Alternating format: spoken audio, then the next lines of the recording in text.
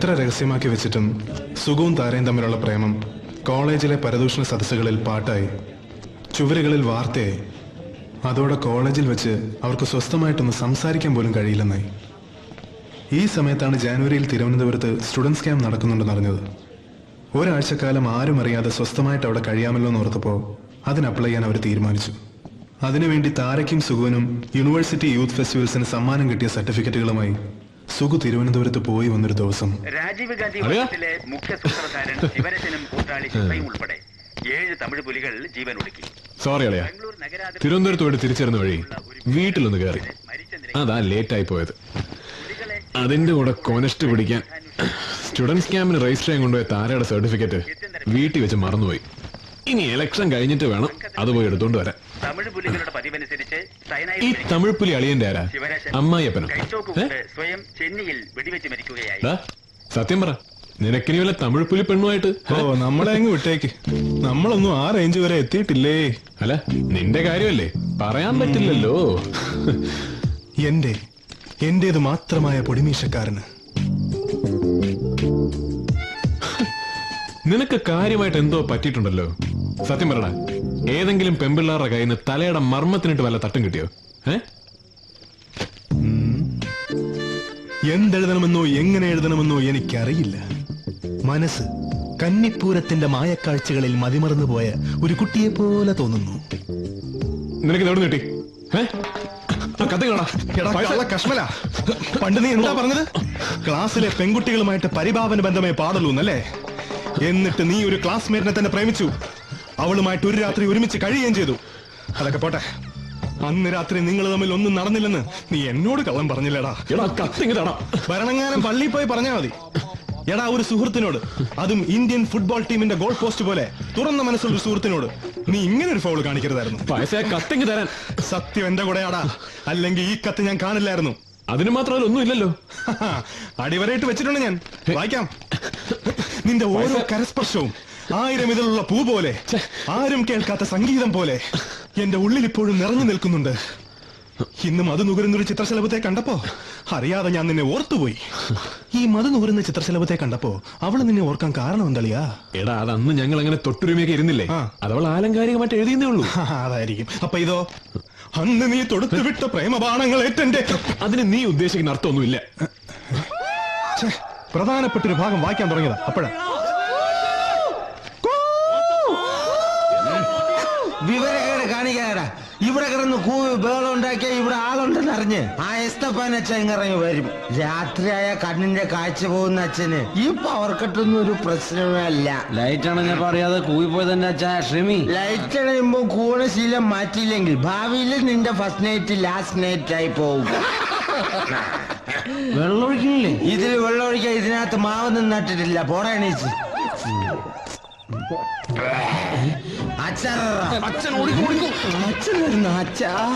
ഇത് കഴുത്തിവിടെ അവര് കൂടുതൽ കുടിച്ച് വഷളാകാതിരിക്കാനാ ഞാൻ അവർക്കൊരു കമ്പനി കൊടുത്തത്. ഈശോ, എന്തൊരു സൽക്കരണം. വെറുതെ അല്ല തന്നെ ഓസപ്പരന്ന് വിളിക്കുന്നത്. കറണ്ട് പോയത് കണ്ടില്ലോടോ. പോയി ജനറേറ്റർ ഓൺ ചെയ്യും. ജനറേറ്റർ ലീക്ക് ആണോ? ലീക്കോ എന്ത് പൂന്തോ ആയിക്കോട്ടോ. പിള്ളേരെ എനിക്ക് ചെവിതല തരാതെ കൂന്ന കേട്ടില്ലോടോ. അവന്മാരുടെ ചെല്ലപ്പേര് വിളിക്കാൻ തുടങ്ങി. ഇനി തന്തയ്ക്ക് വിളിക്കുന്നതിന് മുമ്പ് പോയി ജനറേറ്റർ ഓൺ ചെയ്യടോ.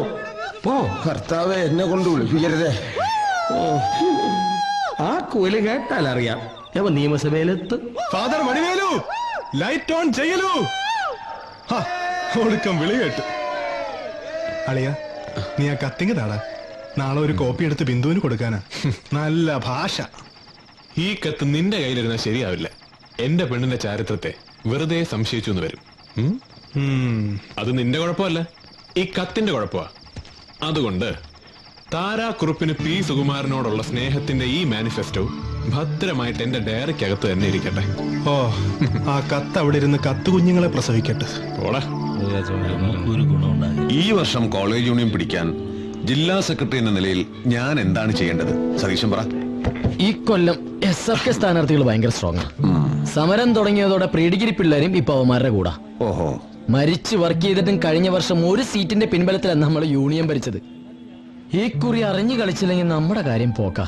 ഞാൻ നോക്കിയിട്ട് ഒറ്റ വഴിയെ കാണുന്നുള്ളൂ. നമ്മുടെ MLA അച്യുതക്കുറുപ്പിന്റെ മകളെ നമ്മുടെ പാനലിൽ നിർത്തി മത്സരിപ്പിക്കണം. ഏത് ആ ഡാൻസ് ചെയ്യുന്ന കുട്ടിയോ? അതെ, താരയെ ആർട്സ് ക്ലബ് സെക്രട്ടറി ആക്കി നിർത്തിയ ആ സീറ്റ് ഉറപ്പാ നമുക്ക് യൂണിയനും. കുറുപ്പ് സാറിനോട് ഞാൻ സംസാരിക്കാം. അതെ, അങ്ങനെ വെറുതെ സംസാരിച്ച പോരാ, നമ്മുടെ പാർട്ടി മുഖേന നല്ല സ്ട്രോങ് ആയിട്ട് പ്രഷർ ചെയ്യണം. ഞങ്ങളുടെ ജീവമരണ പോരാട്ടമാ. അതൊക്കെ ഞാൻ ഏറ്റുവന്ന് സതീശൻ ധൈര്യമായിട്ട് ചെന്ന് ഇലക്ഷൻ പ്രവർത്തനം തുടങ്ങിക്കോ. ആയിക്കോട്ടെ. പണിത്തൂലേ? നീ എന്താടാ എന്നെ കുറിച്ച് വിചാരിച്ചിരിക്കണേ?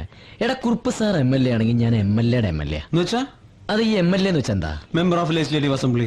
അതാ MLA. ഈ MLA എന്ന് വെച്ചാ മകളെ ലൈൻ അടിക്കുന്ന ആൾ. സതീശ, വാ മോനെ, നീ എന്താ വിചാരിച്ചതിനെ കുറിച്ച്? എടാ, താരയെ കൈ കിട്ടിയാലേ അവളുടെ അച്ഛൻ എന്ന പൊളിറ്റിക്കൽ കിങ് മേക്കറെ വെച്ച് ഈ അകത്തിരിക്കുന്ന പള്ളിക്കാത്തോട് ശശിയെ പോലെയുള്ള 100 കണക്കിന് അധികാരമോഹികളുടെ തലയിൽ കൂടെ ചവിട്ടിക്കിടന്ന് എനിക്ക് ഭാവിയിൽ MLA മന്ത്രിയോ ആകാൻ കഴിയൂ. അതിനു വേണ്ടിയിട്ടാടാ കഴിഞ്ഞ 5 വർഷമായിട്ട് താര എൻ്റെ കൂടെ നിർത്തിയത്. എൻ്റെ അടുത്ത് ആ ജുഗുമാരന്റെ കളി. താര നമ്മുടെ പാനലിൽ നിന്നാ അവര് തമ്മിൽ തെറ്റിപ്പിരിയുന്നുള്ള കാര്യം ഉറപ്പാ.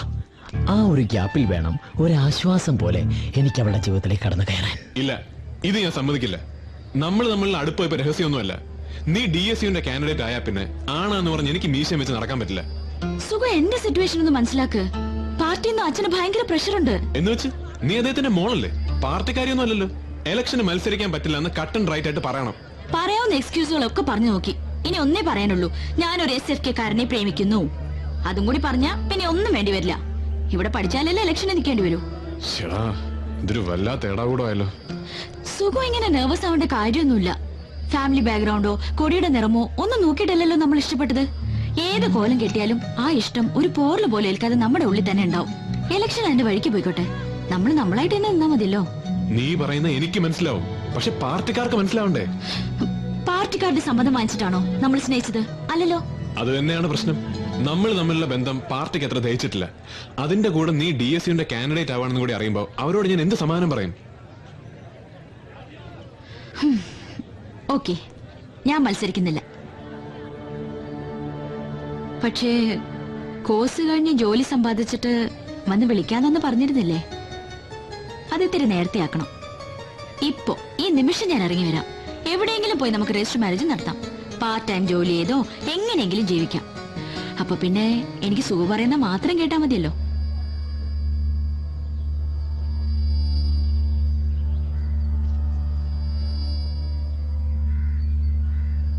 അതല്ല, അച്ഛന്റെ തണലിൽ നിൽക്കുകയാണെങ്കിൽ എനിക്ക് അച്ഛൻ പറയുന്ന അനുസരിക്കേണ്ടി വരും. എന്റെ ഗതികേടിനെ കളിയാക്കണ്ട. നിനക്കിപ്പോ എന്താ വേണ്ടത്? DSUന്റെ കാൻഡിഡേറ്റ് ആവണം, അത്രല്ലേ ഉള്ളൂ. ആർട്സ് ക്ലബ് സെക്രട്ടറിയോ ജനറൽ സെക്രട്ടറിയോ ഏത് സ്ഥാനത്തേക്ക് വേണേ മത്സരിച്ചോ. പക്ഷെ ഒന്ന് നീ ഓർത്തോ, ഈ വർഷം DSU ആരൊക്കെ ജയിച്ചാലും നീ ജയിക്കില്ല. അതിനെന്തൊക്കെ ചെയ്യണോ അതൊക്കെ ഞാൻ ചെയ്യും.